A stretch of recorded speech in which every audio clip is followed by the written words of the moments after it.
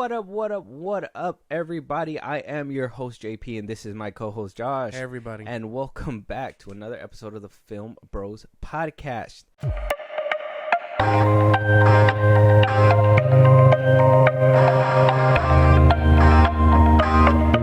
For those joining the live stream, welcome. Thank you to all the new followers. We appreciate your guys' support here on the live stream. It's always a good time to see new followers. Also, for those podcast listeners out there, the people that are new, okay, people that haven't heard us before but catching this episode for their first time, well, guess what? We got a whole bunch of episodes that you guys can listen to and catch up with us right now. We have a few topics in this episode that really relate to old ones, and we're going to be reacting to a few trailers as well. So it's going to be great. But Josh, if you want to let them know, for those podcast listeners, where they can listen to us, if they want to interact with us, even if they want to catch a live stream or support us in a big way. All right. Bear with me. I know I sound sick. Bear with me. FilmBros podcast, that on Twitter, Instagram, TikTok. We post some new episodes are up. You can hit us up there for any news or movies you want us to cover. You can listen to us anywhere you get your podcast. That's Spotify, that's Apple Podcasts, YouTube Music, things like that. Again, FilmBros podcast. You can support us in a big way. Buzzsprout, link is in those bios of the socials I just gave you. Supporters get shout outs on episodes, things like that. We recognize you for helping us out, and again, you help us grow. You can follow us on Twitch for live streams and things like that. And then when it's all said and done, you can subscribe to our YouTube at FilmBros podcast. Yes. And if you're wondering why he's sick, he brought the disease. I'm getting sick too. Kind of irritates me. I find it to be his fault. I find it to be your fault. It's not my fault. This only happened a few days ago. Not even a few days. We're going to have to do a whole investigation and kind of just figure this shit out. But something that doesn't really need an investigation, because I pulled it up in like 2.3 seconds, is the tentative agreement that the WGA had gotten. Now, I don't know about you. I've been seeing all over the internet. A lot of people were saying the writers got screwed over in this agreement and all this and that and blah, blah, blah, blah. I'm here to dead that shit right now, because it's crazy that there's so many comments, but everybody fails to pull up a fucking web page that tells you every single thing that they agreed upon. Now, everything seems to be on the up and up. They seem to have found the middle ground. The only two that they really could not find a middle ground for was writers' rooms and AI. Those are the two that I'm guessing the AMPTP was not buckling on. I know that we talked about in the older episodes that what they were basically going to be spending, the AMPTP, the studios, how much they'd be spending when they pay the WGA and when they pay the SAG-AFTRA. Well, this is just for the WGA. The WGA proposals, when they first pitched it, was supposed to be a good chunk of their pocket. It was like $429 million a year from the AMPTP studios. What the AMPTP was offering was about $86 million a year, which was a big contrast, a big difference. I guess they found the middle ground where $233 million a year will be dumped out for the next 3 years, because it's only a 3-year process. So, one thing, the use of artificial intelligence this is what they agreed upon. To regulate use of artificial intelligence on ABA-covered projects, AI-generated written material is not considered literary material. Source material or assigned material under the MBA. AI is not a writer under the MBA. Writer can elect to use AI when performing writing services if the company consents, and provided writer follows applicable company policies. Company cannot require writer to use AI software when performing writing services. Company must disclose to the writer if any material given to the writer has been generated by AI or incorporates AI-generated material. Guild reserves the right to assert that exploitation of writer's material to train AI is prohibited by MBA or other law. So they got what they wanted. They're not going to be used as AI. AI is not going to be taking writers' jobs. It needs to be a mutual understanding between the studios and the writer that this is what we're going to use for the AI. They cannot just go and get the writer's script or whatever, and then they dump it into AI and be like, now we made it better, you know? So that they found a common ground with AI, at least. Which was a big deal for them. A big deal for everybody. If I'm being honest, I really feel like AI was just the one thing that they were fighting on heavy, because it's on the up and up now, and it's being everywhere. And you said before that it can create good stories and stuff, but there's also been known mistakes in them. You know, things like just robot sounding things, like when that college kid wrote a paper and then forgot to take out the AI being like, oh, I'm not a human being or whatever, but so on and so forth says so on and so forth. Yeah. They got him in trouble. And I mean, honestly, yeah, he could have just erased that portion. But, you know, if you're not really proofreading, you're just going to hand that bitch in because you think it sounds good enough. Yeah. So for AI, great solve. And it's even better that they don't require that software. It's basically like, hey, you want to use AI? You go out of your own way to get the software. Basically. That's cool. And it's... I guess they got to understand, you know, when they both are able to use nukes, which is AI, they both understand that you can't just use it willy-nilly.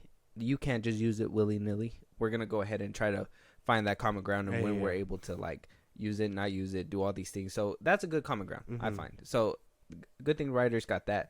They did get their health care, not as much as they were asking for, but, I mean, it's a step in the right direction. I mean, you can say that they got screwed over at that point, but at least they got something. And on top of that, the AMPTP agreed to extend health coverage past the first quarter for the people that are on strike or when strikes happen. Yeah. So, I mean, they got something. Like I said, they're not – obviously, you got to ask for this much, and they're going to meet you in the middle of where they can put you. And then give it like a year or two, and then you can renegotiate whenever. Yeah, and it's a 3-year contract, so you could renegotiate, be like, this really helped us. We need to make it better, you know, and move on from there. Another thing that they had their hands tied was the amount of people that the streaming numbers as well. That was one thing. Now, I found this to be completely fishy because they said that they're willing to show the streaming numbers to the WGA so they can get paid fairly. They're going to get compensated like it's supposed to.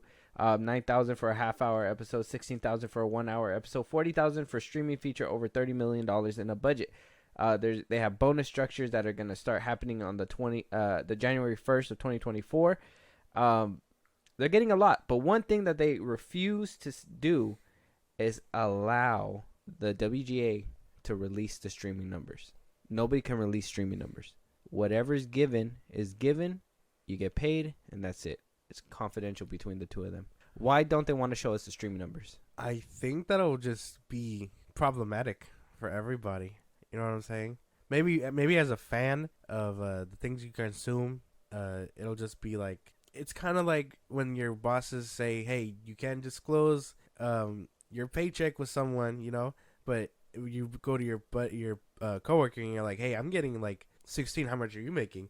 You guys work the same job, but he's getting 17. You guys started at the same time, he's getting 17, whatever. Of course, you're going to be like, what the fuck? I'm not getting nearly as much as he is. Maybe that's one of the things they're trying to keep under wraps, because actors, things like that. And yeah, we know the difference between a star, a co-star, and then, you know, an extra. So who knows, once they release that, you know, someone's going to be like, oh, I should be making as much as they are. I'm a prominent key in this cog, or in this machine. And it's like, that's probably what they're trying to hide. Mm-hmm. Just the paycheck thing. So they don't have to distribute all that money to like actors and all that stuff. This is what the writers are asking for. But what if SAG-AFTRA is like, well, we want to see the numbers too? Then they're going to have to. Oh, yeah. And then, but why keep it away from the public then at that point? I don't know. Why wouldn't, because I know we got different sites. I know we got a few sites that try to, like Samba TV, they'll do the most streamed and all that stuff, and then HBO Max will have their own self-proclaimed whatever's good on their same thing with Netflix, whatever's good on their site or whatever. Yeah. And it's just off-putting for them to just want to hide it completely for me. Like, why are you guys hiding it so hard? I don't know.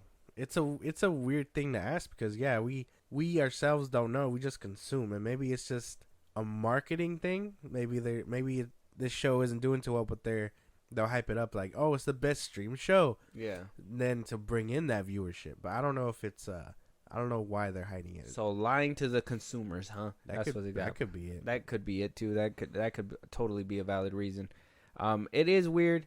I find it completely weird just for the fact that everybody knows about it except for us now. But why would you want to keep it away from the public eye? Yeah. Now, if you're trying to dupe them and be like, oh, this is the best flavor in our roster, and it's like, well, you know, actually, it wasn't. Yeah. You put it on top 5 most watched viewings, and I fucking that hated shit was ass. Yeah. Now the writers' room. This is where we talked about it. They were asking for 12 people. People were asking for AMPTP said no, 4 is enough, 3 people is enough. So they came down to this. They said for television or basically video on demand series, which is streaming shows and whatnot. If a development room of 3 or more writers is convened, minimum staff of 3 writer producers is required. Development rooms 20 weeks or longer. First season minimum staff size of 3 writer producers. Subsequent seasons minimum staff size is based on anticipated episode order. Post greenlight rooms, so if it's 6 episodes and up, it's 3 writers and 3 producers. If it's 7 to 12 episodes, 5 writers and 3 producers. And if it's 13 plus episodes, 6 writers and 3 writer producers. And that's all the terms and everything will come in post December. Actually, this December, December 1st. And then minimum staff guaranteed for at least 10 consecutive weeks to work on television. That's the duration of how long they're going to be around. The minimum staff must be guaranteed at least 20 weeks of the duration of the post-greenlight room, which is shorter weeks worked in pre-greenlight room may be credited against 20-week guaranteed. So you have the regular time that you're writing, and then after everything's shot, filmed, and we're done, and they have to do rewrites, reshoots, whatever, they need to be available to come back. So they got to be paid 20 weeks after, so they don't have to be coming for freebies, if that makes sense. Oh, your script isn't good enough. You need to come back. But I'm doing this for free. Why are you making me write it for free? And that's basically it. Everything else, you guys can go ahead and look up. They show you the cap, the earnings. They tell you everything. I don't personally feel like they got screwed over. I don't know how it's gonna look when SAG-AFTRA, because they're gonna start negotiations on Monday, tomorrow. For the podcast listeners, it was a Monday. And he was sharing it and like. Yeah, no, it doesn't sound like they got cheated. It sounds fair. It sounds like a first step in the right direction. And again, they can totally renegotiate all this stuff in 3 years or so. Yeah. And if somewhere down the line they don't hold up their side of the bargain, well then they'll cross that bridge when they get there. But this is a good step. I don't think they were cheated at all. I think people were just like they don't know what they're talking about half the time. No, like I said, they. It seems to me like they just didn't want to pull up the damn webpage. Basically. But I pulled it up in like 10 minutes. It didn't make any sense. And even less, maybe 5. It's ridiculous to me because, they spread these rumors, they spread all this stuff, and it's like, oh, they got screwed over. Bro, it doesn't seem like they got screwed over. Why would they sign a deal that's going to screw them over? Basically, they were on strike for this long. They could have lasted longer. The Rock gave them money. Everybody's basically was on strike.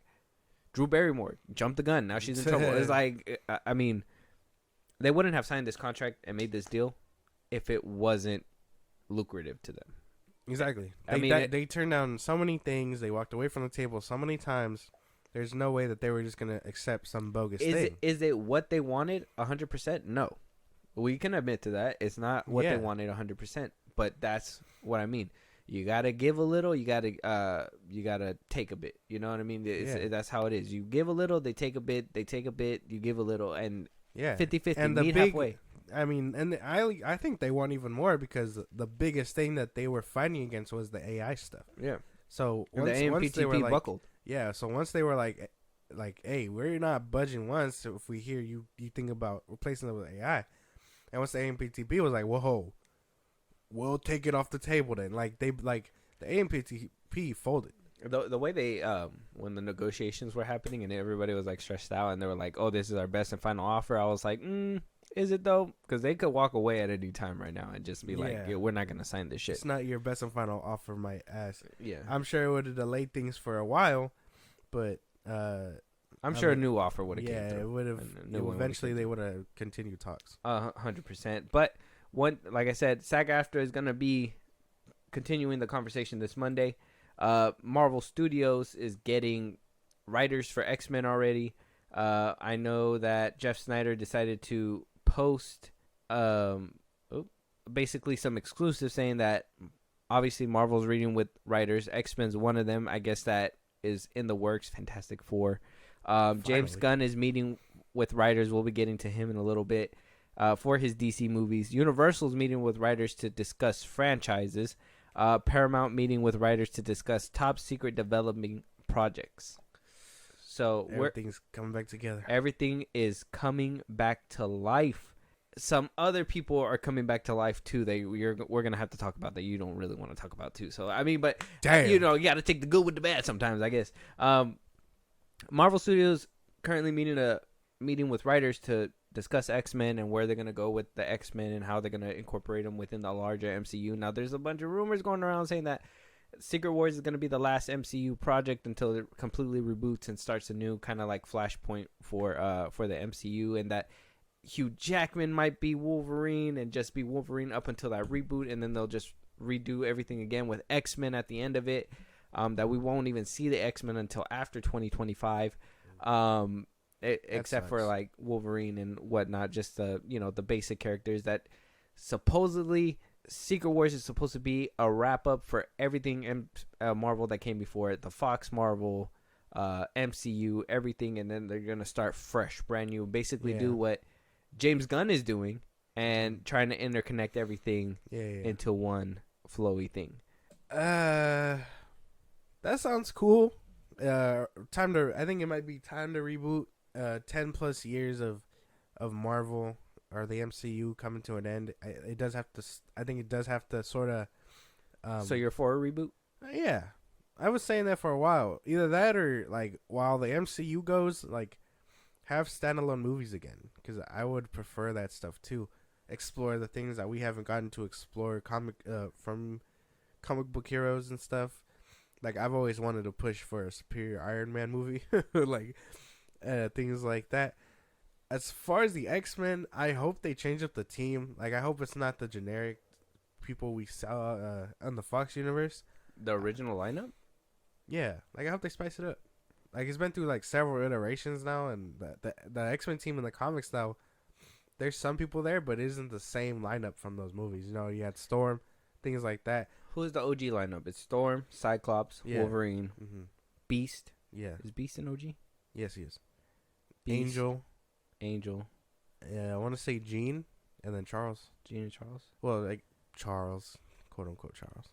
So in the original X-Men, they didn't have Angel and they didn't have Beast until the Angel third didn't one. show up till the third one. And so did Beast as well. Mm-hmm. And then after that, Beast was part of First Class, but Angel wasn't a part of any of that, right?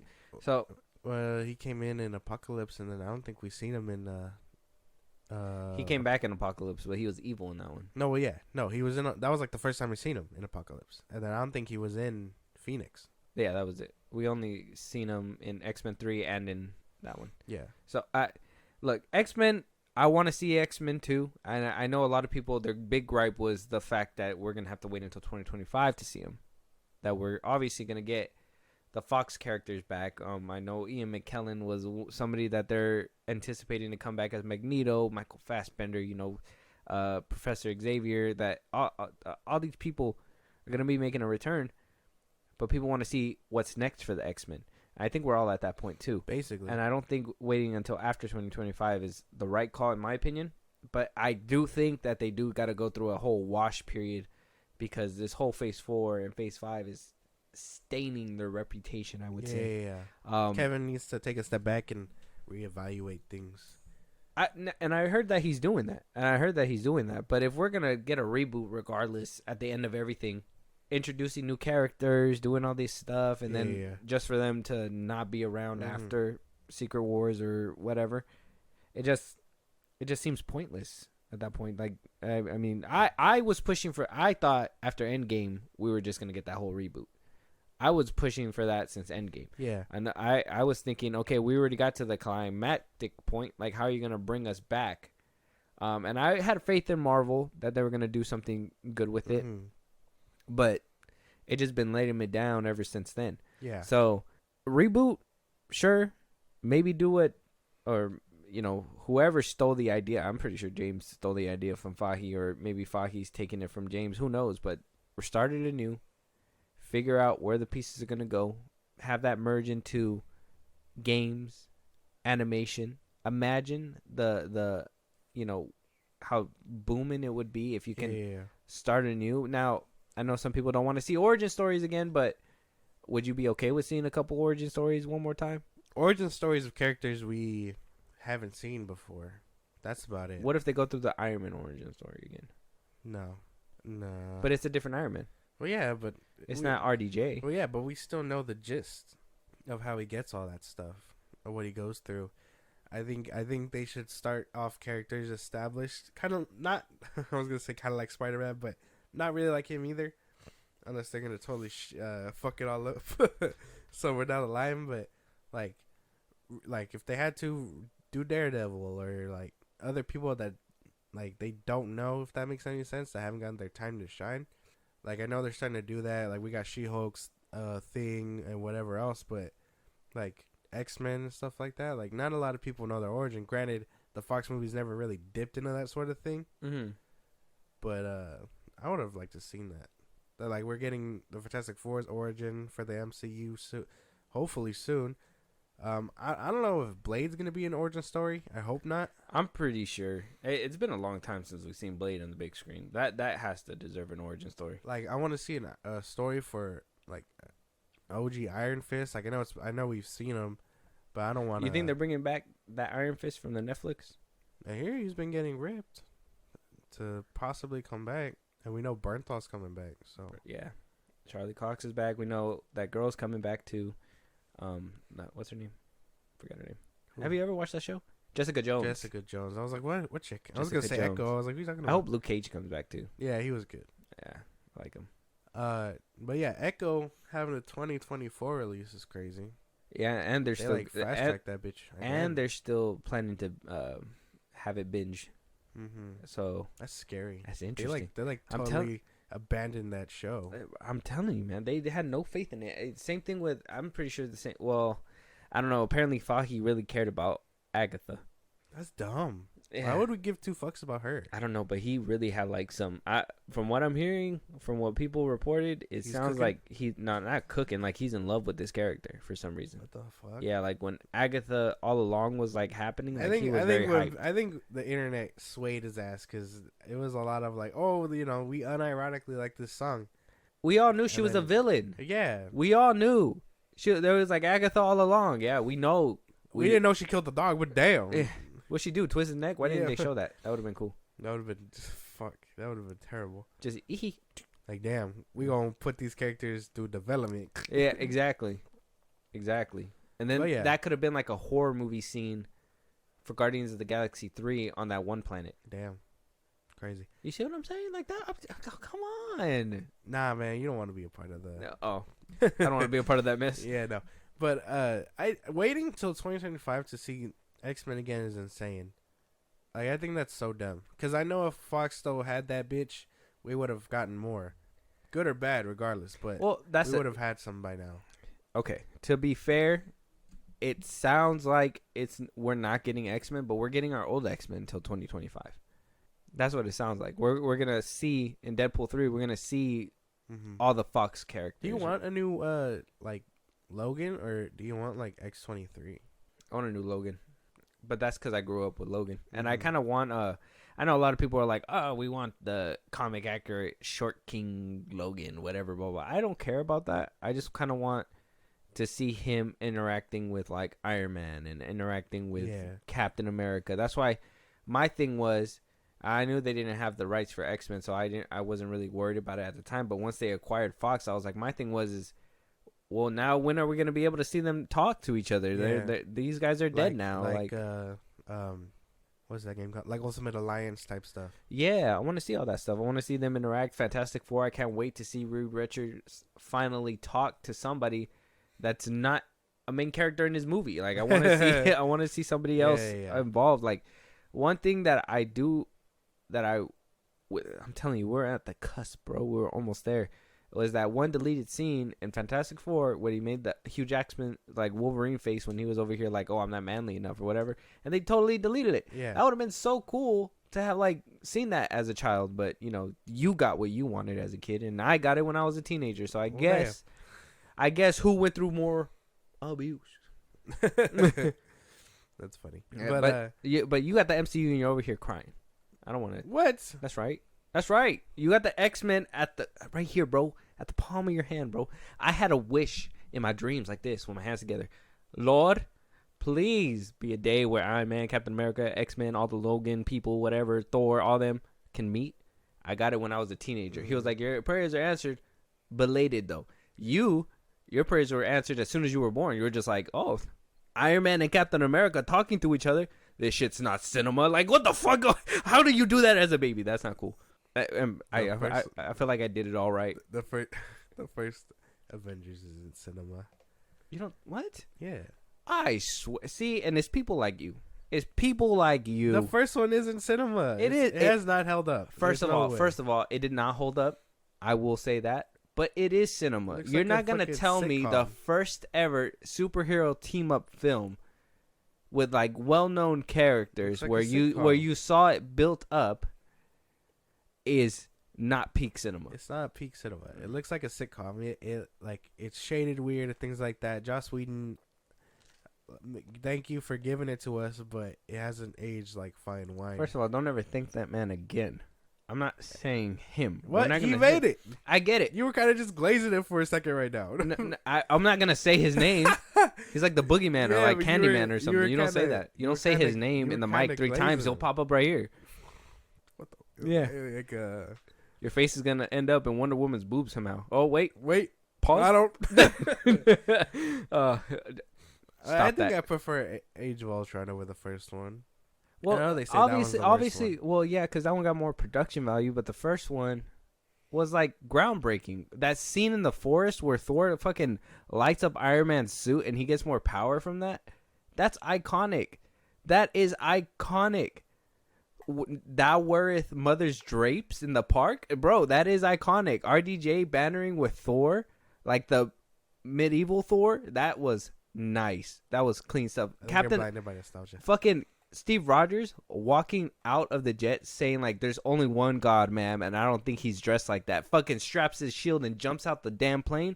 Cleanest, hardest line I've ever seen in my life in a movie, bro. You're not gonna fucking disrespect the Avengers. I think you're glazing this movie a little too hard. I don't know. I just think you have a tear in your eye for me just talking about it. What? It's dripping. This is ridiculous. That's unrelated. No. My eyes just juicy. Yeah. Basically, yeah. Oh my god. Anyways, but yeah, we're gonna be getting to that point. We're gonna be getting an X-Men eventually. We're gonna be getting what I've been praying for since I was a child, and you're just gonna shit on it like it's a natural fucking Tuesday or something. That's right. No. Like it's a morning dump or whatever, I guess. That's fine. But moving on, because I just want to jump this mic on you right now.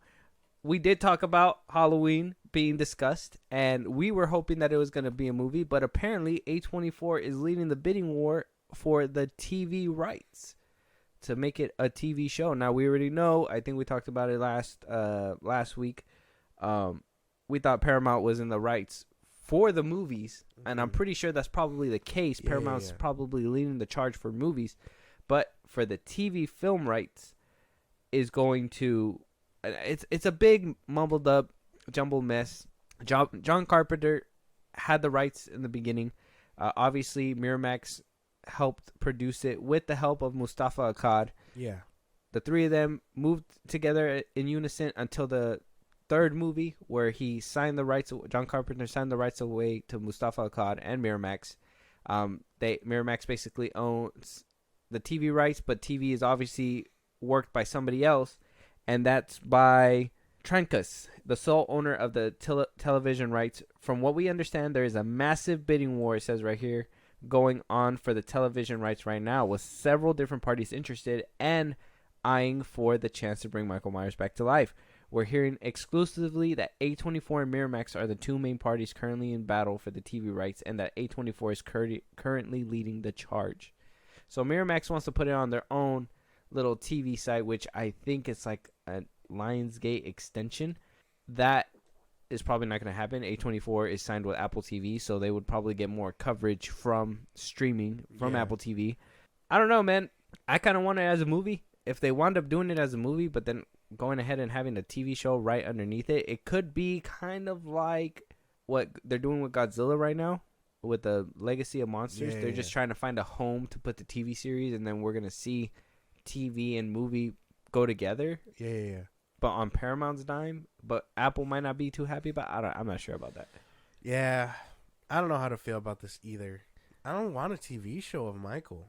Like I feel like regardless of how well the Chucky one is probably doing, I haven't seen it, or how well the Jason Voorhees one will do. I don't know if I want to see Michael on TV. Not like that. Like I want to, like, he deserves full movie coverage, if that makes any sense. Mm-hmm. Like I think, not to say the Chucky is diluted or whatever, but I would feel it would dilute him a little bit. I think they do get diluted, but at the same time, I was thinking about this last time when we were talking about it after the episode, and it sucks to say. Maybe it's just a harsh way of saying it, but once properties become old, there's no revival for them anymore. It's time to, if they can't adapt, it's time for the TV treatment. And I say that because Chucky is one that you couldn't take seriously anymore. So what they do, they put him on TV, and I've seen the show. It's pretty good. They give the people development while adding the lore and the extras in the background. You give Chucky some development. You give the actual the victims some more coverage than what a regular movie would do, because you'd probably see them for like 20 minutes and then boom, they're dead in the next 25-30 minutes or whatever. Yeah. So in that aspect, I feel like it does good for these older properties that can't really ignite the fandom, like, because Jason Voorhees was scary back in the day. Michael Myers was scary back in the day. Freddy Krueger was scary back in the day. But how do you innovate? How do you make it more scary for the people that are here today? Smile, right? Smile is an innovative property. Scream, a good thing for them that they were able to keep. Scream is a versatile character where you can modernize and keep up with the times. Yeah. Paranormal. A lot of people, if you notice, a lot of companies lean more that way because, yes, it's scary to have people break into your home, but you could stop them with a 9-gauge, right? So it's kind of easy. Whereas paranormal stuff, it's very hard to get around that, so it makes it scarier. Jump scares are able to happen a little bit more fluently, stuff like that, blah, blah, blah, blah. I just think older properties, once they get to the point where they just can't innovate, the TV treatment is what it is. And it's so ironic because Mustafa Akkad was trying to stop that TV treatment for so many years. Malik Akkad, same thing, his son. Yeah. And now here we're at the point where it might just be the right option in the time of streaming. I get what you're saying. I just don't like it. Yeah, man, I don't like it either. Because it's weird. Because I mean, I don't think it fails to innovate. I think after 2018 and we got that little trilogy, I think that was innovative. Mm-hmm. I just the third one managed to fumble, and I get that. Some might say the second one fumbled and the third. Well, you're wrong. But it's not so much of like maybe it's not so much innovation, it's just how do you, well, I guess it is innovation. Keep the story fresh, things like that. But I mean, we know Michael's story. And again, those movies just came out. The oldest one was 2018, so on and so forth. I don't know. I just don't want to see him on TV. I think we talked about this, but I don't think I heard your side of it. Would you be open to Laurie not being connected to Michael? What do you mean? Like him not having a connection to Laurie. Or maybe Laurie just being dead and him doing whatever he needs to do now. Yeah. Yeah. I think after that whole Laurie thing, he should move on. And he should continue his whole thing. Kind of like, I guess, keep him like Jeepers Creepers almost. Just every year. But what kind of motivation can like Michael have? Like, he's on a journey to find his voice? Well, if he's... What? Yeah. Like, he's just like, you know what? I don't want to be a killer anymore. And, you know, I can't speak. So maybe I should just look for my voice. It's not that he can't speak. He just chooses not to speak. That means he can't speak. What? Yeah. No. If you're choosing not to speak, you can't do it. That doesn't make any sense. Yeah. You're just scared now. Michael's scared and he's shy, and that's why he wears a mask. He doesn't sound like speak. a man. No. Hi, guys. I'm here to kill you now. That's what he probably sounds like. No. But yeah, I don't know. I don't think he needs motivation. Or again, if this is the way they're going, I guess the anthology series would be the best way to take it. Michael doesn't need motivation. No. So why is he killing? He's just evil. That's true. He's just evil. He's one of the ones that we talk about where evil just needs to be evil. That's him. He just wakes up on Wednesday and is like, I gotta slaughter this school real quick. Hold on, damn, guys. I woke up extra hater today. Stubs toe on corner. He's like, fuck, I'm gonna kill that bitch next door now. Like, I gotta take my anger out somewhere. Come here, like, you know what I mean? No, man. Motivation needs to happen. It does become a problem though, because he can't come out every year, right? Because Haddonfield is a small town as is. They'd have to innovate by taking him out of Haddonfield at some point. That's what I'm saying. Everything that he's all about is connected to Haddonfield, Lori. That's the thing, is that they confine them to this box, right? And people can't see him without these two other things. You can't see Michael Myers without Laurie Strode. You can't see Michael Myers without Haddonfield. You know, they put him in this little Chucky. He's been through different people. He goes all over the place. He's just a doll that roams, if that makes sense. I know they made a new Hellraiser too. They brought Hellraiser back and they made her a female. I think some people didn't like it. I personally didn't mind it. It was actually pretty good. But like, that was one person that needed innovation, and I don't think that they hammered that in all the way with Hellraiser, because of the fact that there's certain things that need to happen in order for Hellraiser to come out. And they just completely steered, or kept it kind of the same, but steered it in a different direction that people weren't really vibing with. So if they do the same thing with Michael in a TV show, it might be worse. I mean, like I said, it might do good if it's streaming, like on Apple TV or whatever. I don't know who watches Apple TV, but if not, and it's just a regular FX show or whatever the fuck, it's like that'll be its downfall right there. Well, I guess it would need to hold up the integrity of the movies regardless, like kill wise and all that. Like, I'd hope to see like Halloween's kill level kills in a TV show like that. No, you wouldn't, unless unless it's streaming. If That's it's why. streaming, they could do it. That's why I know if A24 is producing it and whatever, like, I'd prefer them go all out like that. A24 is gonna be otherwise it'll be diluting it for sure. A24 is gonna have Michael like, I'm gonna psychologically kill you. All right, I'm telling you, I'm gonna fuck with your mind. Some kid's gonna be taking psychedelics and it's just gonna be like, wait, that shape don't look right, and then you're gonna die. Yeah. We know your plan, A24. Yeah, we know what you're cooking up already. Yeah, I don't want same ingredients. Better pizza, Papa John's. Oh, is that not the? I almost spit on my water. Is that not it? That's that's how it goes. Yeah, okay. But I wasn't thinking that when I said what I said. Oh no, you don't think about random like TV commercials sometimes? I don't think about Papa John's. He's racist. Not Papa. Yeah, he says the N-word. Wait, how do you know Papa that? Racist. He said it on live before. When he like delivered the pizza? Here you go. Here you go, N-word. just hate crime somebody. Here's your pizza. Like, no, he got caught saying it, and then he went on hiatus. I think he resigned as the spokesperson, and then he recently came back into light as the spokesperson. He was like, "Oh, the N-word washed away. It's time. I hope I don't do it again." Yeah. Okay, well, that's hilarious. Moving on though. Mathew Vaughn. Now we're gonna be reacting to one of his trailers later on, but we're getting to the DC side first. Mathew Vaughn, I guess, was in talks with, because he's under Nolan's production company. To maybe produce the next James Bond movie, but apparently he's committed to a DC project that he can't do that. And this is coming from World of Real report. It says the report states, if Nolan declines Eon's offer to direct Bond, then the production company will have to start the process of looking for potential helmers again, as the once rumored Mathew Vaughn is out, as he's committed to the DC universe for the immediate future. At the time of writing, it is unknown if Vaughn is attached to one of the previous announced projects in the DCU or something else entirely. What do you think about that? Interesting. So speculation time in my head. So Mathew Vaughn being attached to movies and attached to DC, we haven't heard before that he was going to be a part of DC at all. And then I started thinking, what movies has Mathew Vaughn directed? He did The Kingsman. He did X-Men First Class.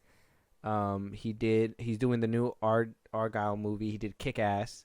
So he has a lot under his belt. But one movie in particular that stood out to me, and one other leaked rumor that came out, was that an exclusive report. This is from DCU Leaks. A report projecting a project adapting Tom King's Strange Adventures is in early development for the DCU. Eddie Gathegi signed on to reprise his role as Mr. Terrific pre-SAG strike. So I'm thinking that Mathew Vaughn might be doing this Strange Adventures movie if this is a accurate report. Only because he's worked with his character before in X-Men First Class. He was the guy that could not die but then wound up dying.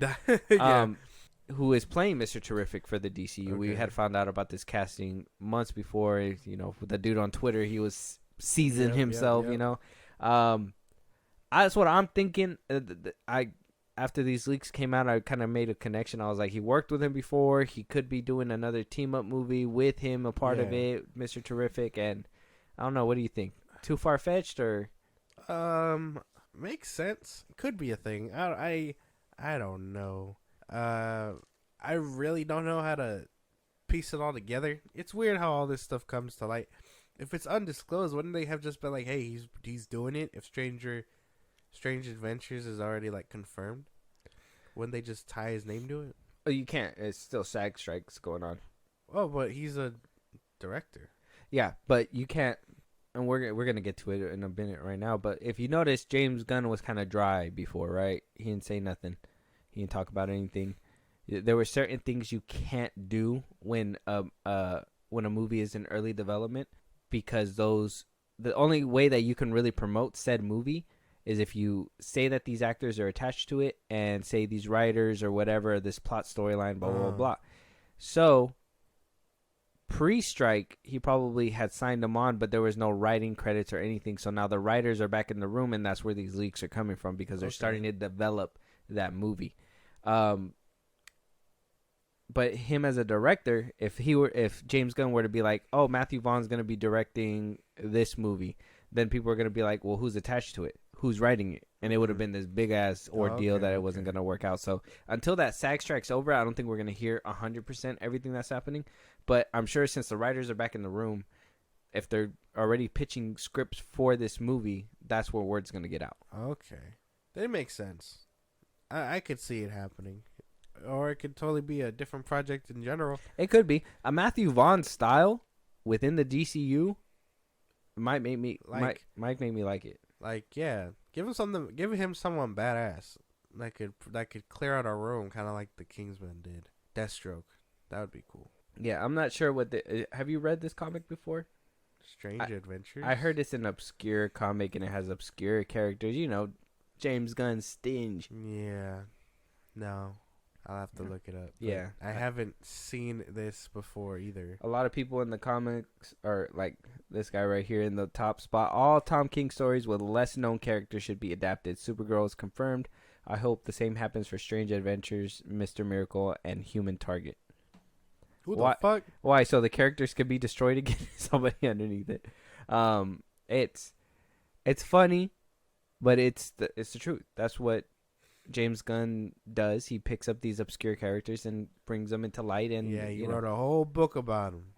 Oh yeah, you saw that? Ridiculous. How he so happened to put out an encyclopedia right after the WGA strike is over.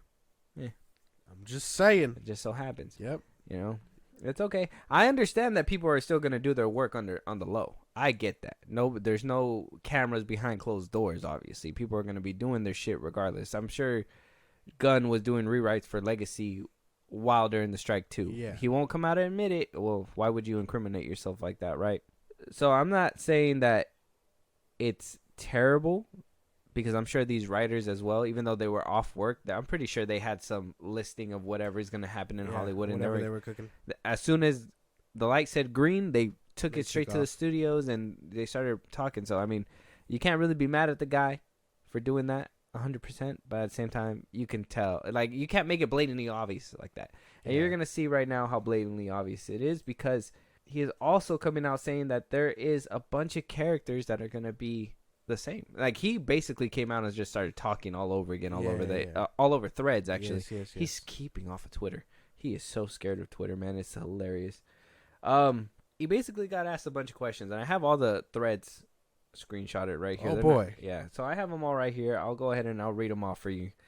So somebody comes up and on his threads asks, I'm wondering, how does the Blue Beetle movie factor in at this point in time? In the past, had said it was included in the new DCU, but some statements are conflicting. Will it have any relation to the future projects, i.e. the Booster Gold show, wink, ? James Gunn responds, Zolo Marduena will continue playing Blue Beetle in the DCU, as Viola Davis will Amanda Waller and John Cena will Peacemaker. You want to comment on that one before I move on? Doesn't make any sense. Keep going. All right.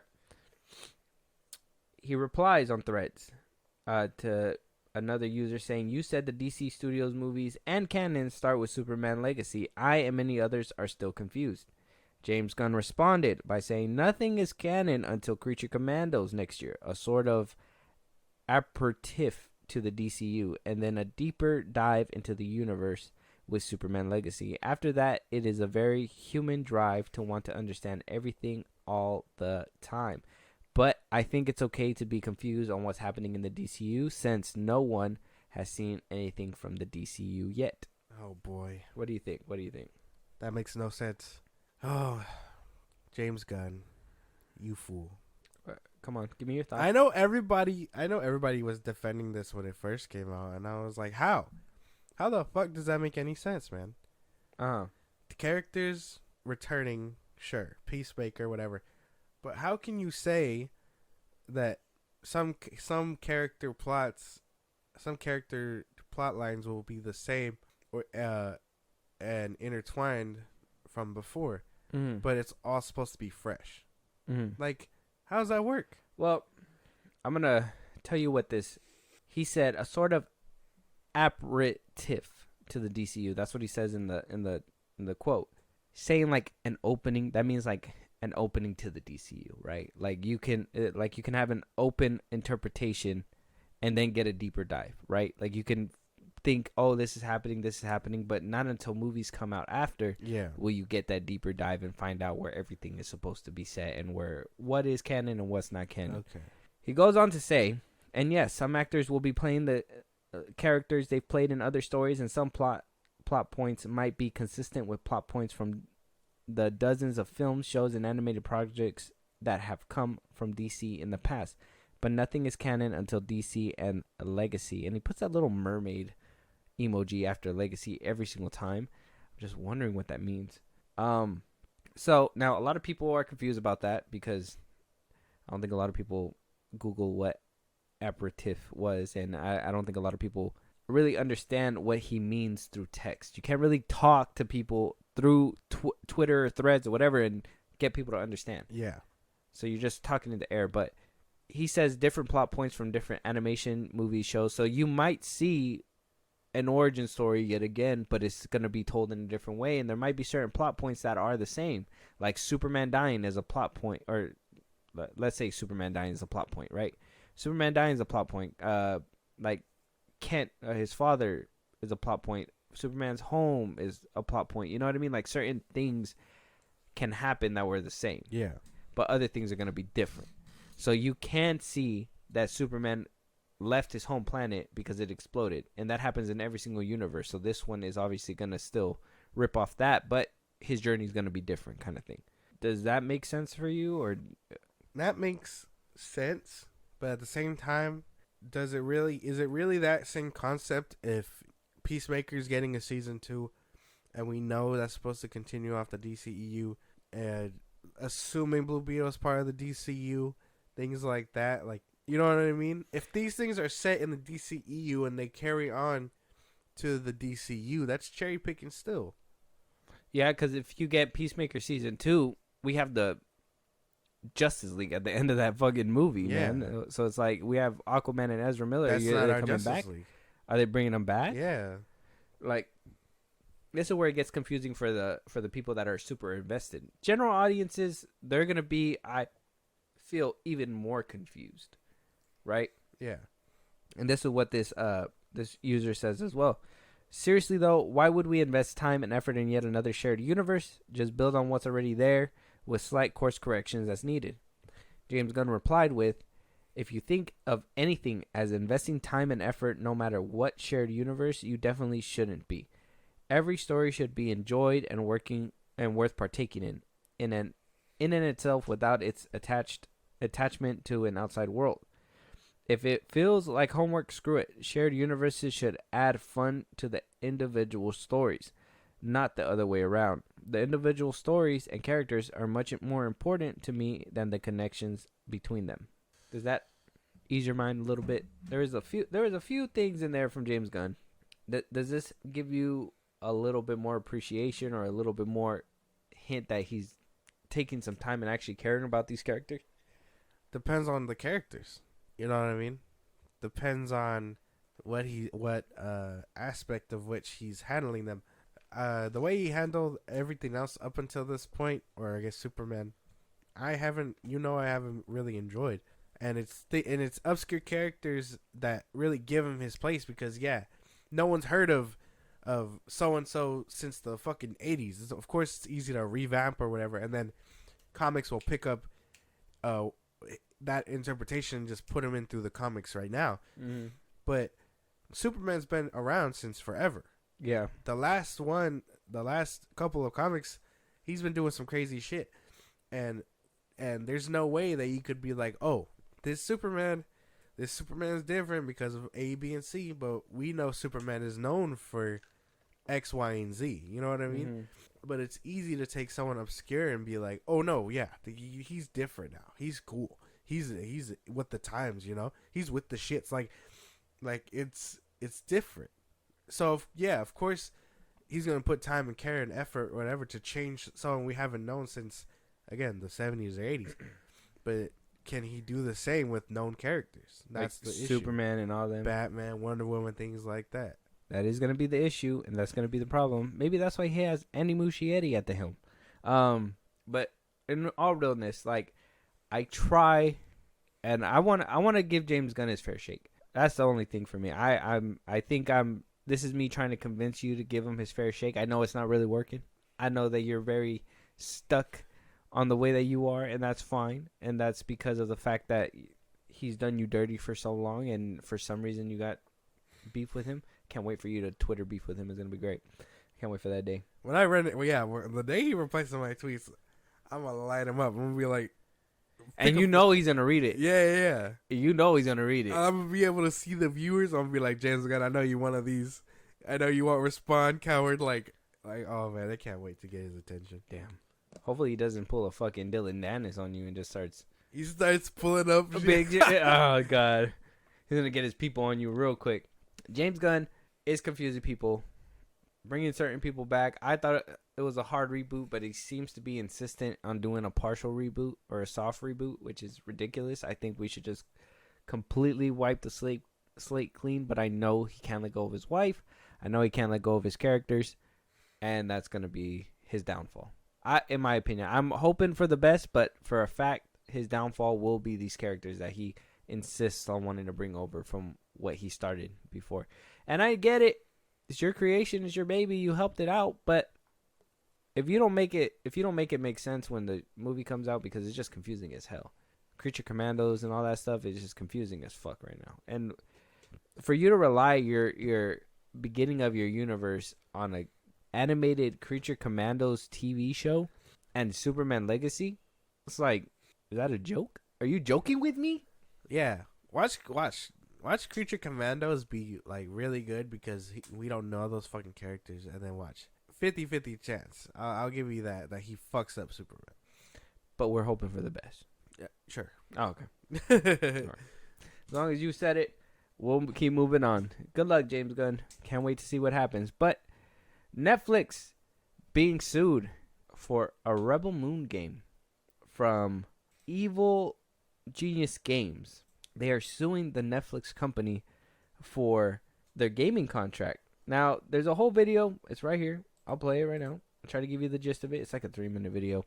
Apparently, Netflix hired these people. They did some development on the game, and then wound up taking their shit and not hiring them afterwards, saying that they exploited their game. They let out information before, but he was just promoting it at a certain Gamescom or something like that. But I'll let you watch it so you can understand. This is the tabletop game that Zack Snyder was talking about. Mm-hmm. The one that's coming from Tabletop Games now. Yeah. It's not coming from Evil Monkey Genius. Okay.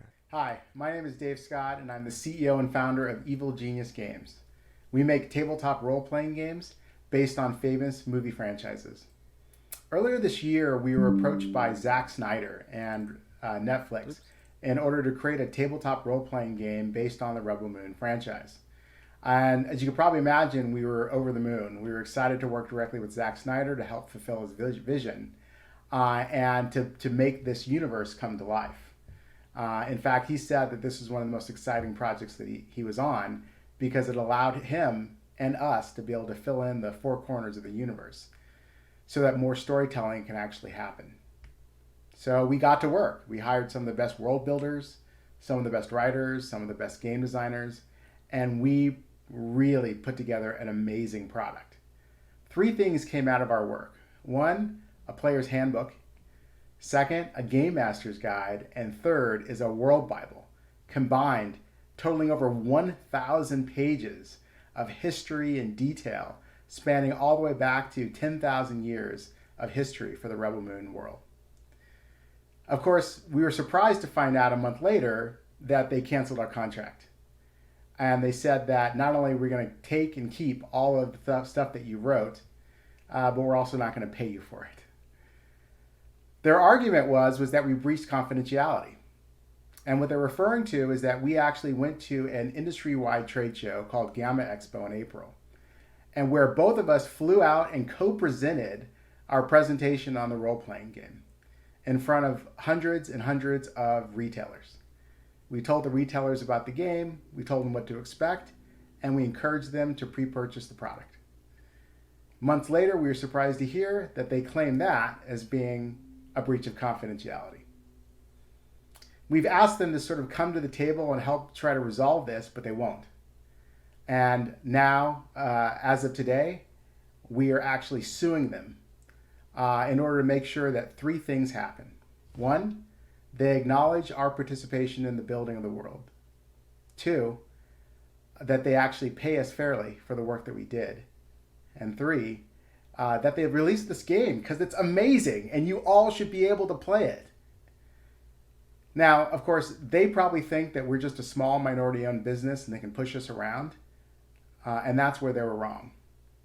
And we ask each and every one of you to help us in being able to let them know that they were wrong by being able to do some of the things that are here on this page, like sign our petition, like post on social media, basically to let Netflix know how you feel about their decision and give them some advice on what they should do next. Thank you very much, and may you always roll 20s. Damn. So here's my thing. I understand. I feel like they were wrongfully done too. Yeah. For Netflix to just take their stuff and kind of like move on, and kind of leave them over a month. But here's my thing, and maybe this is where he's missing out on himself. My understanding is that this Rebel Moon game is for Netflix because they have a game hub, right? And he said that he was meeting with other retailers and other like video game industry people, Sony, all those people, whatever, talking about this game that he's basically trying to hype up. But Netflix probably want it under wraps because their gaming section is so young. They don't want to give out any information where people could take it and take the ideas and then keep it, right? And I think that's where the breach of contract came in, because he was meeting with other retailers instead of hyping it up on Netflix's platform. Well, I don't think it's a video game. It's tabletop. it'll be like something you can play, like Monopoly and things like that. I think it's gonna be similar to like Dungeons and Dragons and shit like that. Yeah. So other retailers could be like, I don't know, selling it in Target or whatever. I don't know. But if I don't know, to that extent, you could have a point. Like, that could totally be it, but it's not going to be a video game. Oh, no, it's just that's a different thing. It's going to be like Monopoly. Yeah. I got you. Yeah. Like, build your own character type shit and play. I don't know any other games he's talking about. If he does it for big franchises, then that's cool. I got to look into that, because if we can get a Star Wars one, that'd be sick. Yeah. But Netflix taking it away after breach of contract, and then not even coming to the table to be like, hey, this is what you did wrong, and then letting them at least come to explain.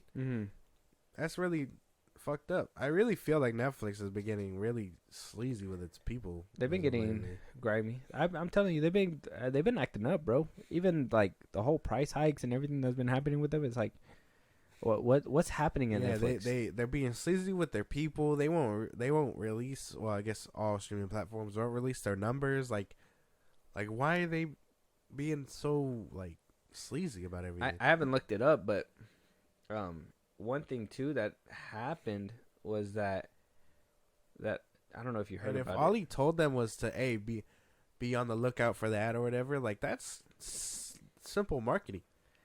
I don't know if you heard, but apparently Netflix had got caught trying. I haven't looked it up, so I don't know the full extent of it. But they were caught too, filming pedestrians to make them unintentional scabs for a B-roll series, The Perfect Couple, and they got cited for that. Basically, Netflix, they got hit by the WGA unions or whatever, because they were trying to make it for a TV show, and instead of hiring background actors to make it look like there's people, they actually shot it on location and filmed the people. Yeah, I heard about so Netflix is out here doing some weird shit. Now they're getting fined by unions and whatever, and maybe that's why they cut them off, because they're like, hey, we gotta save some money because we gotta pay these unions. But damn, that's fucked up.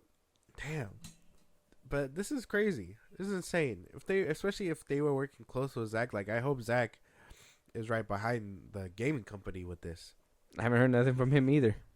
And this has been a couple days. I was hoping we were gonna hear something from it too.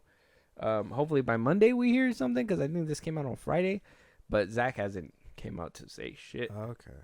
He's like, he met with who? Yeah, I don't know, man. Yeah, I don't know about them. I don't know. Rebel Moon coming out in December. Yeah, December. Hopefully not, because then the people that hate Zack Snyder for no reason is gonna really have a reason, in my opinion. Probably. But we'll have to see how this one plays out. Netflix is getting that dirt once again. Whatever happens with that, we will keep you guys updated. Moving on though, apparently an actual movie of the Ocean Gate implosion is happening. Okay, so a producer, he made Blackening. He basically made the docuseries for the Ocean Gate sub that he called Salvage, and they're basically gonna make a movie. They have people that are gonna be writing. Brian Dobbins, he wrote Blackening and Blackish, and Mind Rights, Justin McGregor and Jonathan Kesey will write for the film. We're gonna get the Ocean Gate implosion. That'd be so cool. This sounds fucked up. Oh, this sounds so bad. They made a movie about the Titanic. Yeah, that was beautifully done. We haven't even seen this movie come out. What if it's beautifully done? What do you mean? This sounds terrible. You're making a movie about something that kind of ended rather quickly, and families getting a closure. I imagine this would be very problematic once it releases. James Cameron managed to take something historical like the Titanic, invest a love story into it with Leonardo DiCaprio and the other chick, and then like it's not the same. I'll be honest, and I'll say James Cameron had a leg up because he was able to gap the accident from when he made the movie. So when he actually made the movie, it wasn't like it wasn't so distasteful. There's no way. But you're not gonna tell me that he's not doing. These people aren't doing exactly what James Cameron did with the Titanic, bro. It's not the same. It is the same. You tell me people's tragedy made into a film. How are they gonna stretch it out. It happened simultaneously. They could talk about the events that led up to that. I don't know.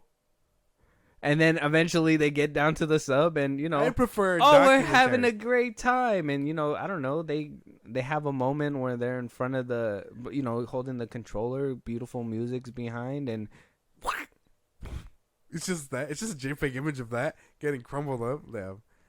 No, man. No. I mean, if they show it, that'd be cool. That sounds distasteful, bro. I was always waiting for like that 3D model of like how it happened, and when I finally got it on the internet, like it just. It's crazy. It'd be. I don't think it. Bro, you can't say it's distasteful if they made movies about 9/11. They made movies about Titanic. Did they make movies about 9/11 right after 9/11? Nick Cage came out in that Two Towers movie. Yeah, that came out like a couple years after. Wait, it came out in like in 2006. That was a couple years. This happened like months ago. That's what I'm saying. So like, one lets it breathe. This one, it's gonna take at least a year or so. It'll probably come out late 24. I don't know, man. 25. I think this is gonna be very problematic. I don't know. I think you're a hypocrite, bro. I don't think so. You're a hypocrite. You watch docuseries about the same thing. Well, yeah, I'd watch a docuseries because at least that is taking it seriously. This sounds ridiculous. You don't think this movie's gonna take it seriously? I don't think so. I'm sure it will, but in a poor way. What? I don't know, man. I don't know. I don't think this is the right move. I mean, I'm down for it. I don't know why you're so against it. They do the same thing in every single movie. They take somebody's tragedy and they just make it into a movie. It happens. They made a movie about that whole GameStop stuff. Yeah. Literally a year later. And that was fine. They just hedge fund everybody, and they were just like, oh, they're teaching the rich a lesson, and they made a movie. I wish we could have gotten on that. But, yeah, no. This feels weird. This feels wrong. I don't know. Am I tripping? Does a movie about Ocean Gate sound wrong? Am I invalid in my feelings? Because this feels weird. It feels weird because, like, it was a tragic accident. But isn't that... And maybe it's just because it's recent memory and because you were, like, a part of the news cycle. But I'm pretty sure the people that were a part of the news cycle of, like, Titanic are just like, this is so bad. Get your mini computer away from me.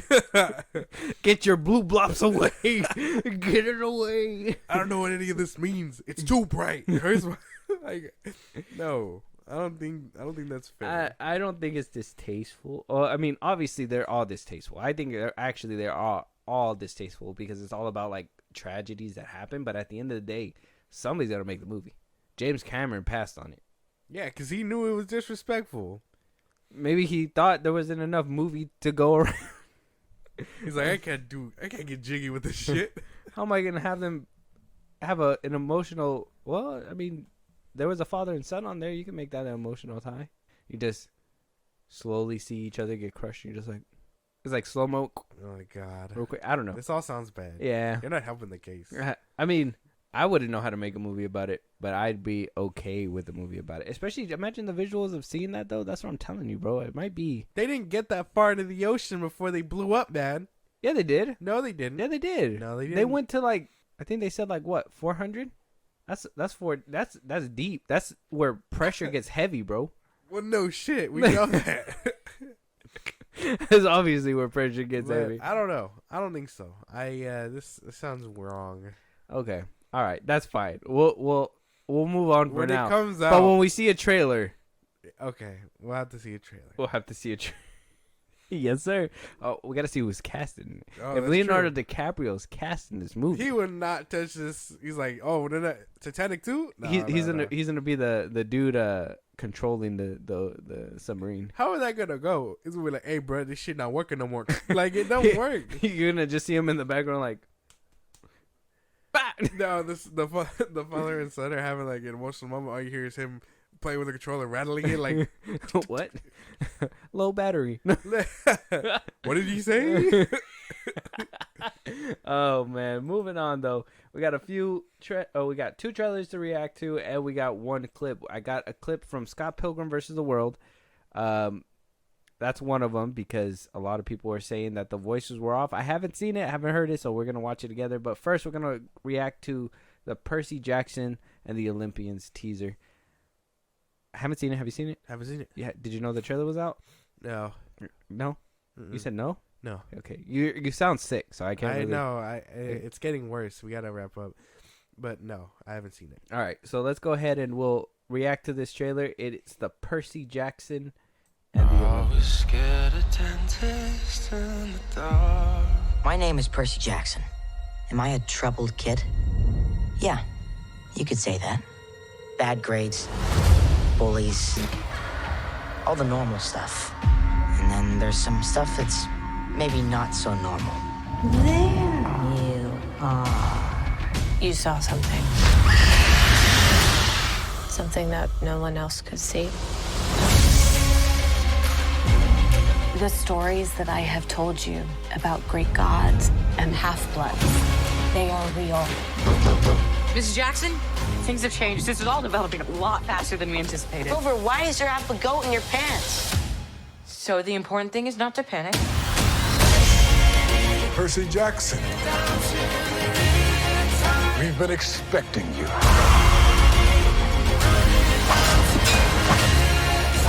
The Master Ball has been stolen. That is your quest. Remember what I taught you.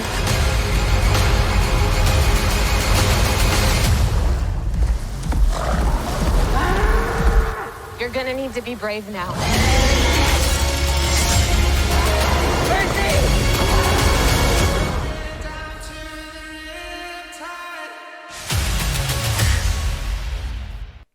That looks sick.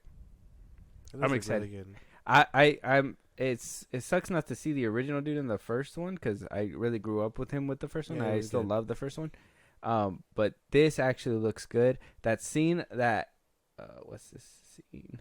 This is all from the first book. It's fucking good. I read all these books, but this scene right here, this is the scene that they didn't put in the movie in the first one. So like after the whole museum thing, he basically. And maybe this is a spoiler or whatever, but it's in the book. So if you don't read the book, that's on you. Yeah. They're probably going to play it out different. But he basically goes outside and he sees the three witches that can see the future and stuff? The fates or whatever? Yeah.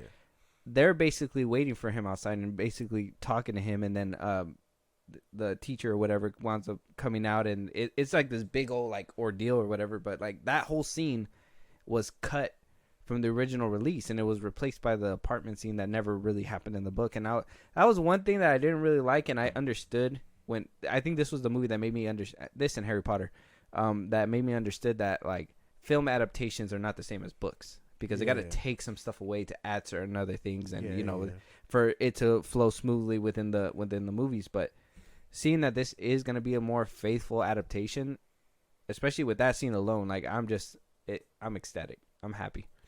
Okay, so wait, so the museum scene is a different scene than when he runs into that vampire thing? No, yeah, because he doesn't run into him. He finds in the movie she attacks him. Yeah, exactly, and that it's the same person. That's the teacher. That's supposed to be the demon or whatever. But it doesn't happen. He doesn't fight with them in the museum. He basically sees her, sees the demon, and runs outside, sees the fates, and then gets attacked on the curb. Okay. So, but they cut all that out and just made him fight right there, and then the dude in the wheelchair winds up saving him or whatever. Yeah, to keep his the deep ass voice. Get away, demon! Like, yeah, exactly. This looks good. I can't remember the books too well. I don't even remember the movies, and I remember the second one being. I remember them because they were like the first series that I was like invested in, and then Harry Potter came after that. Yeah, Harry Potter. This looks good though. Can't wait. Yeah, I thought the kid was gonna throw me off, but he sounds like he's up for the job. I will say the kid kind of throws me off because he's younger than what I would have imagined. Well, yeah, he goes. I mean, when we got what's his name, he was already like a teenager basically. He's like a young teen. He has to be like 12 or 11. Yeah, or something, and I hear Percy in the books is like that young when everything starts happening. So. Yeah, he was like 12 or something, and I was assuming that they made him in the movie like 13 after puberty or something, just to kind of make him a little bit older, like teenager years. But well, no, he was like in high school. He was probably around like 15 or so. Yeah, probably somewhere around there. So it's interesting that they're going younger, and it did kind of throw me off because I was like, those are little kids, but it might work for the emotional moments when like those scenes where, you know, it's supposed to be like, oh, you're just a kid, you can't fucking win and shit. It's gonna be a little bit more hard hitting because he actually is a kid, I feel. But it looks really good. More of a faithful adaptation. I'm happy Disney's doing this. This is Rick Riordan being a part of it really helps it out too. Yeah, exactly. R.I.P. Lance Reddick. This might be his last role that we see Zeus. him in. They'll probably just have him shapeshift for like the next season or something, huh? Most likely. Yeah. Sucks. Yeah. I want to see what kind of peace. we'll see what kind of performance he puts on. But here we go. We got the Scott Pilgrim clip. Now I'm gonna try to listen closely to the voices because a lot of people were saying that the voices were not matching up, which is weird because they hired the whole cast, did they not? So, yeah. What are you expecting from this? Have you seen this? No. Do you expect to hear the exact same voices out of them? Well, it's the same people. I don't know what not matching up means exactly. All right, unless it's like, I guess dubbed stuff. Like if you watch like, what is it called? Like if you watch Train to Busan with American subtitles or whatever, or American dub, and the voices don't match, that's like the best way I can think about it. But I don't know. All right, we'll check it out. So, do you know this one girl with hair like this? Ramona Flowers. Ramona. She's from New York City. The Big Apple. She moved here after a bad breakup. She's single? Got a job delivering DVDs for Netflix. DVDs for Netflix. I'm like her only friend in town. She needs friends. I forbid you from dating her, Scott Pilgrim! Cool, thanks, Julie. Bye.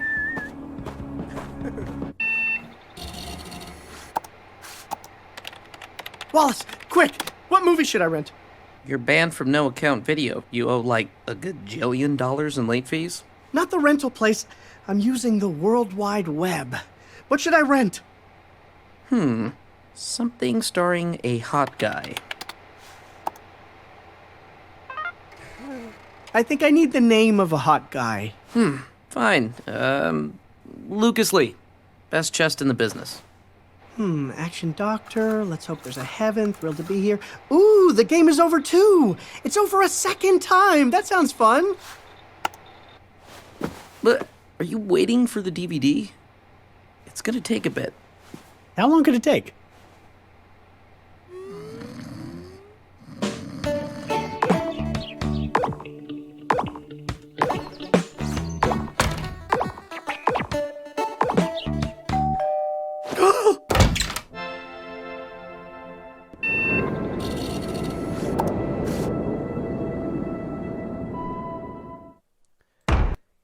So it is going to be a rehashing. November 17th is coming out. It's going to be a rehashing of everything. They're just going to change it up here and there, little tweaks, it seems like. I hear the exact same voices. Yeah. I don't know what people are talking about. Yeah, me neither. I was seeing a lot of people on, obviously Twitter and the interweb saying, like, oh, they don't sound the same. Like, why? Either they're older. That's, like, the best I can think about. Michael Cera, he doesn't sound like he did when he was younger. Yeah. But I could still hear the hints of, like, that old in his voice. Audrey Plaza sounds the same, so that's one thing that's very distinct. And even the dude that plays Wallace sounds the same. Yeah, he sounds kind of the same.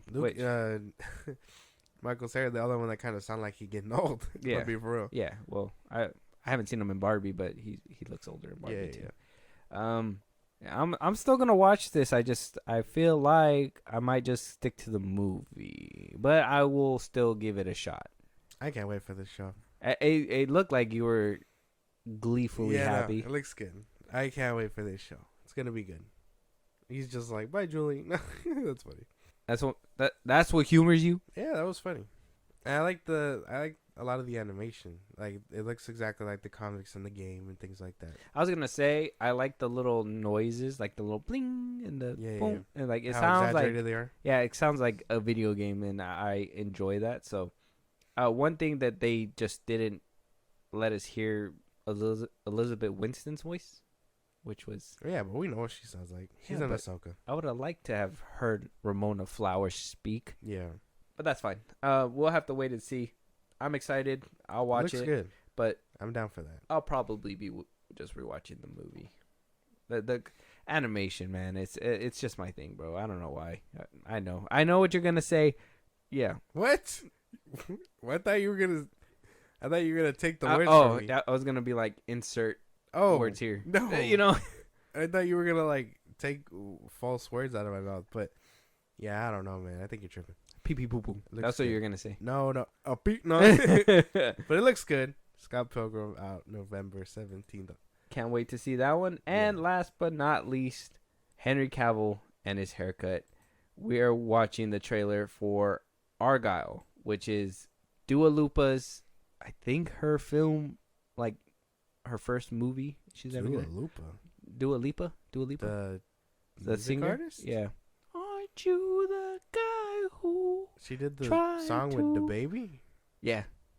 She's going to be in this movie. She's going to be in it? Yeah, she's going to be Henry Cavill's co-star. Oh, dear God. And Henry Cavill's going to have a god-awful, atrocious haircut. It's going to be crazy. Mathew Vaughn is directing this movie. The dude that did Kingsman and eventually doing a DCU movie. And it sounds like it's going to be a James Bond parody movie, kind of. So it's going to be interesting for sure. You ready for this? Yeah. Does the concept sound intriguing for you? No, but let's go. All right. I need to see it.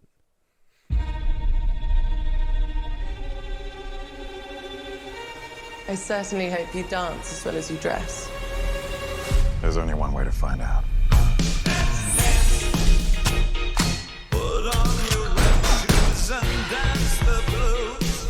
You and I, we're not so different. Agent Argyle. Little help? Hold on.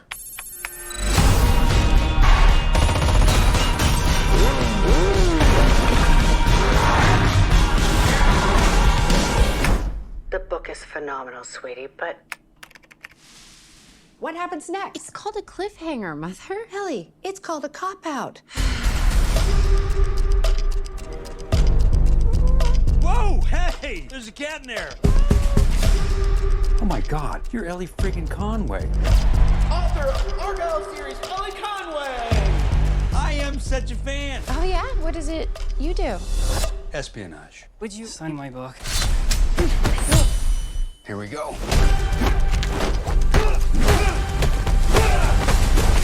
I love this book!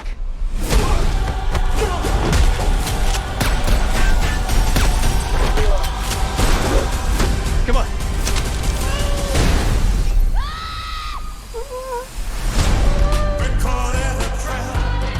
Who are these people? Real life spies. Why would they care about me? Because you're a goddamn fortune teller, Ellie. What you wrote in your new book actually happened, and you kicked a hornet's nest you didn't even know existed.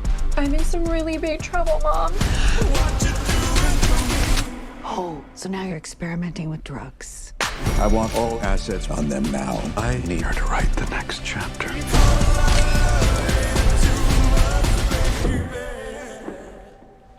God, I hate that cat.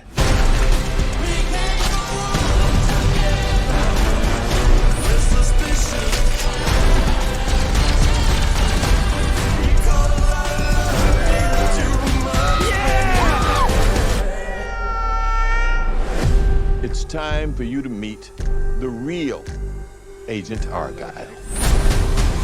Oh my God. Oh my God. Oh my God.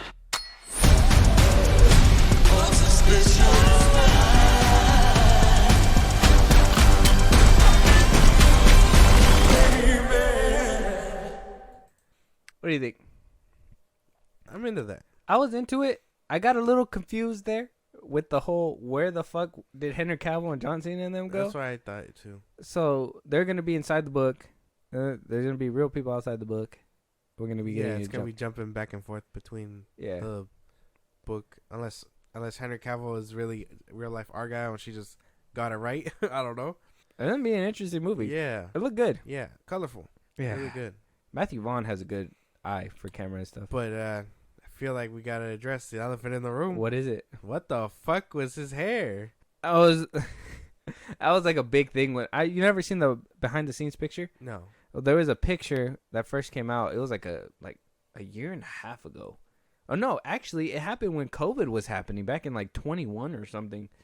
And like it was that scene of them in the ballroom, Dua Lipa and his hair, and everybody was just gassing. I'm like, what the fuck is this type shit? Like, why is he, looking like this? Like, oh, Superman fell hard type shit.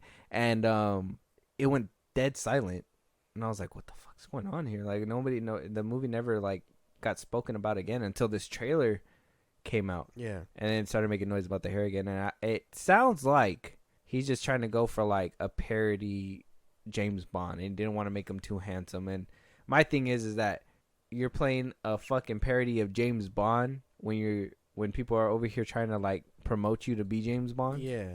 Oh, weird. Little weird. Yeah. I don't know. I think he definitely does look weird, and it's not like it's a hairline fix or anything like that. It's not like MGK's hair or whatever where he just had it redone. Yeah. It's more like he had really good shampoo and just like straightened it out with gel or something. He's something about married it. Oh, okay. You don't know what that means? No. You never seen Something About Mary? No. There's this one scene, right? It's with Tom Cruise. Cameron Diaz is in it. Okay. There's this one scene. He's like this football, like manager or whatever, and he meets this girl that he's trying to like woo and stuff. Yeah. So he goes to the bathroom or whatever, right? And I forgot why he starts doing it. I can't even tell you the context behind it, but he just starts rubbing one out, and I'm assuming it's because she got him all hot and everything, and he just wanted to get rid of it before before he went back out there. Yeah.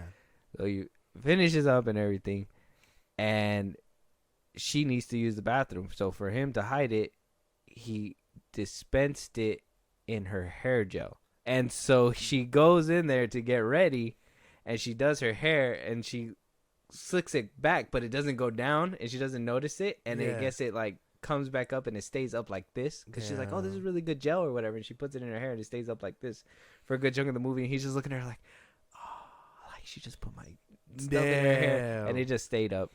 But that's basically what his hairdo is looking like. But I'll show you a picture. I'll show you the scene. But it's a funny movie. I haven't seen it. Tom Cruise is in it. Okay. It's when he was trying his bit in comedy. Oh, okay. It was kind of funny. Cuba Gooding Jr.'s in it too, I think. Oh, okay. When they were young. But this looks good. Obviously, star cast. Seeing Samuel L. Jackson again, he's always gonna be a W for me. Dua Lipa. Yeah. Dua Lipa. Hopefully, she doesn't throw us out of it. Like most actresses that try to, or actresses, singers that try to act don't really nail this shit. And I was thinking that too, and that's why in my head, I was thinking, okay, maybe that's why they were putting her in the dream sequences or in the book sequences. Yeah. So it's not that crucial if she doesn't act right. Okay. Because it's supposed to be a parody in a book. So I was like, okay, when I seen that, I was like, okay, so we're not going to rely on her the whole movie, which I personally don't think that she'll probably have those beats to be even a good actress just yet. But they're gonna I'm thinking that that's why they made it into like a book setting to make sure that the viewer knows like, hey, this is a book and parody, and it's not gonna be real life type shit. Okay, I guess that's fair. So but even then, and like even if she does fall short, she is against a stacked cast, so you'll notice it immediately. Yeah, but I'm sure, like I said, it might be a little passable thing because you'll just within the movie. Seeing the dude from Iron Man 2, I don't know what it is, but I really like him as an actor. Yeah, I don't know what it is. You seen him in that one other spy movie? I think he's starting to do his little dip in it, but he did another spy movie where it's kind of like this premise, and it's with who's in it? Emma Stone? I think Emma Stone's in it. Sounds familiar. Yeah, it's on Netflix. Okay. Or no, not Emma Stone. The girl from Pitch Perfect, Anna Kendrick. Oh, now I gotta check it out. It was Anna. I like Anna Kendrick. Yeah, that it's a good movie. It's on Netflix. It's a good. It's but a yeah, good watch. I really like him as an actor. I think I really got hooked on him since Iron Man 2. Like I've always wanted to see more of him. I just never like looked into his filmography. Mm-hmm. But yeah, he's really good movie. Argyle looks like it's gonna be good. He plays a hilarious, like goofy, guy too. Hopefully the bear picks him up. The bear. Oh yeah, that's right. We did talk about that too. Yeah. But with that being said, Argyle, everybody, and this is going to be our last topic for this episode. Yeah. With that being said, Josh, if you want to let them know one more time where they can listen to us, catch a live stream, support us in a big way, do all that good stuff. Twitter, TikTok, Instagram at FilmBros Podcast. We post a new episode already. We get us up there for any news or movies you want us to cover. You can follow us on Twitch from when we go live, be part of the conversation. You can listen to us anywhere you get your podcasts at FilmBros Podcast. That's Spotify, that's YouTube Music, Apple Podcasts, things like that. Subscribe, support us in a big way. Buzzsprout, link is in those bios. Subscribers get special perks and shout outs. You help us out. We recognize you for helping us out. Right, nice little exchange. You even get perks on the side, only meant for subscribers. And then when it's all said and done, subscribe to our YouTube at FilmBros Podcast. And with that being said, we'll talk to you guys on the next one. Talk to you guys later.